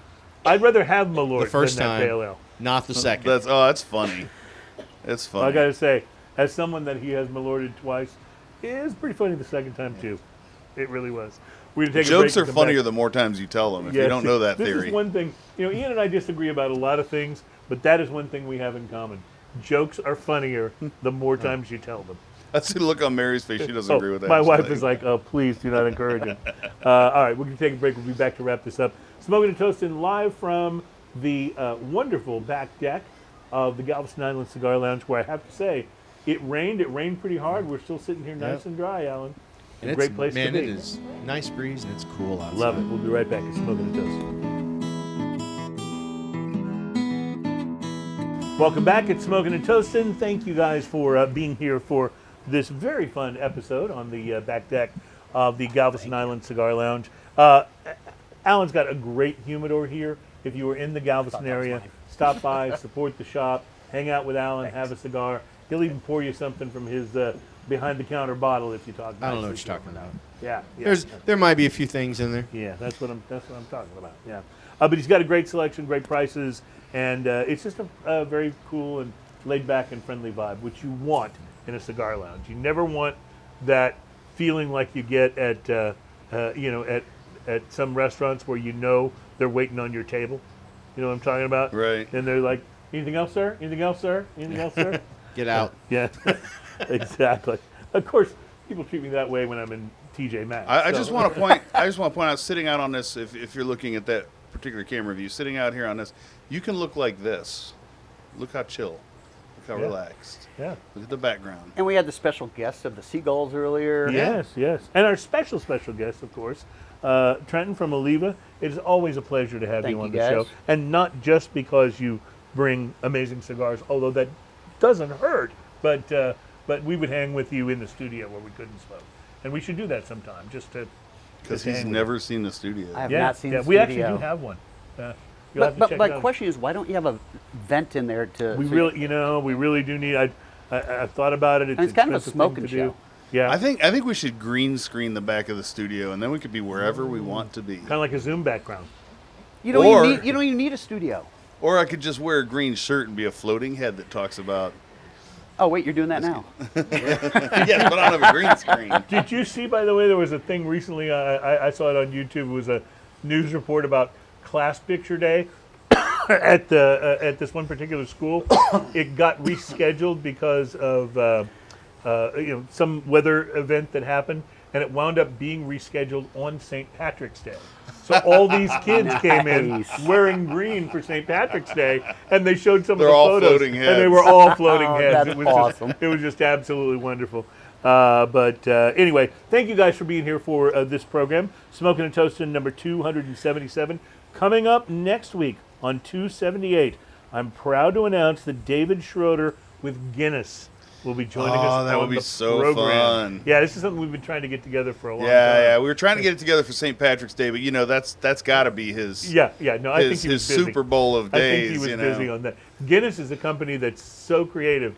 They know that St. Patrick's Day is by far their biggest Yeah, day. yeah, 100%. They probably sell more Guinness on St. Patrick's Day than like in July. Right. You know what I mean? So they come up with this wonderful, brilliant idea, and it's called, and I'm not kidding, Halfway to St. Patrick's Day. Right. And they do these Halfway to St. Patrick's Day parties all over the country at the exact halfway point between Well, you this remember year's St. seeing Patty's like Day and they that. used to Time have clocks. the time clocks that Yep. were the countdown to St. Patrick's Day Mm-hmm. that you'd see at the pubs. Which is way more fun than the debt clock, isn't it? Let's not Way even more go there. Wait, then the death clock? No, Debt. the debt clock. Oh, the debt clock. The one in Okay. New York? Yeah, Yeah. gotcha. Ugh. Sorry, I thought you said death clock. They're awesome. Yeah. Well, he's Unless awesome. it's yours. It's Brendan Smalls. I thought maybe it was the I'm Grim talking about Reaper the with a band little, Death Clock. okay. You've seen Metalocalypse, right? Uh-huh. So Brendan Smalls does all the music, and then he puts together a band called Death Clock because that's the name of the band on the show. and then they tour. But that band's awesome. Well, I appreciate the Death Clock reference. I appreciate you for being here, Trenton. And Alan, thank you for thanks for pinch hitting last week. Absolutely. And thank you for letting us be here at the Galveston Island Cigar Lounge this week. Thanks to Adam on the Wheels of Steel, and of course Doug, who is our incoming producer, who's out here with us as well. Thanks to Mary for putting it all together, and thank you for watching Smokin' and Toastin'. We'll be back next week. Until we meet again, my friends. Cheers, y'all. Cheers, y'all. That's the only time I ever say y'all is on this show. You gotta just gotta was work it into your awesome. natural repertoire.